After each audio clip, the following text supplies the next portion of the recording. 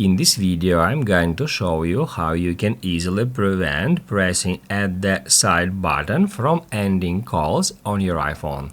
Be sure to watch the video to the very end so you don't make any mistakes. Let's get started, guys, and basically, by default, if we press at this button while a phone call, it will automatically end this call. However, we can easily disable that feature. To do that, all we have to do is just head over to Settings. On Settings, we need to search for Accessibility. And here we need to get into Touch.